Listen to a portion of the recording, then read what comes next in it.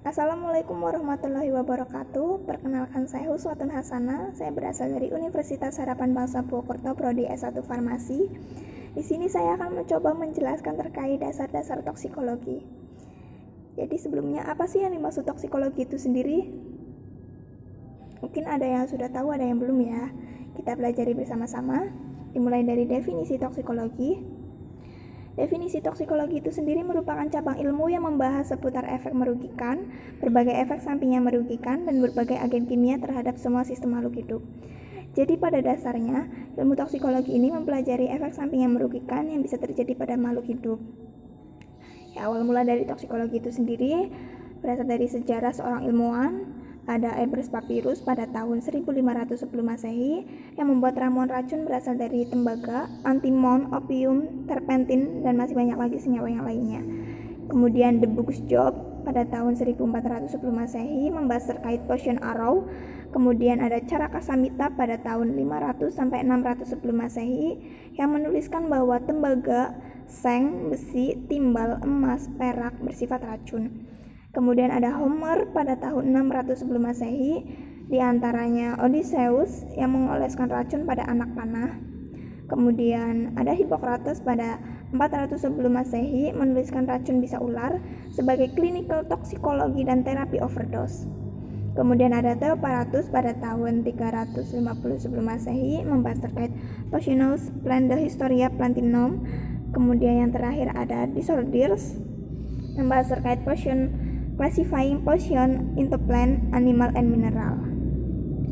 Yang selanjutnya ada ruang lingkup toksikologi.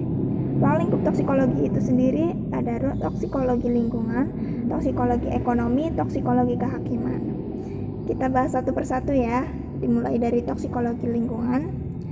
Diharapkan setelah kita mempelajari ilmu toksikologi ini, kita bisa menerapkannya pada lingkungan untuk mengurangi pemejaan atau exposure zat kimia yang bisa menyebabkan pencemaran lingkungan, makanan, air, dan air yang tidak disengaja pada jaringan biologi, lebih khususnya pada manusia.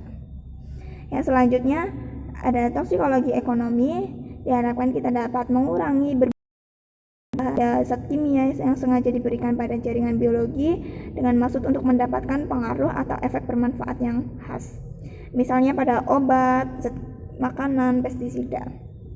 Kemudian ada toksikologi kehakiman, di mana untuk menangani aspek medis dan aspek hukum atas pengaruh berbahaya zat kimia baik yang dipecankan secara sengaja atau tidak sengaja. Jadi secara keseluruhan, pentingnya dari kita mempelajari toksikologi itu sendiri apa sih? Ya, yang pertama, pentingnya kita mempelajari toksikologi itu sendiri, kita dapat mengevaluasi keberbahayaan zat kimia. Jadi kita bisa menilai, ini zat kimia itu berbahaya apa tidak sih? Ya, yang selanjutnya yang kedua ada kita dapat menentukan batas keamanannya. Jadi kita jadi tahu batas keamanannya untuk digunakan itu berapa sehingga aman untuk digunakan. Kemudian yang terakhir ada yang penting untuk perkembangan produksi obat, pestisida, zat tambahan makanan, dan lain-lain lagi. Ya, mungkin itu yang dapat saya jelaskan. Kurang lebihnya mohon maaf. Terima kasih. Wassalamualaikum warahmatullahi wabarakatuh.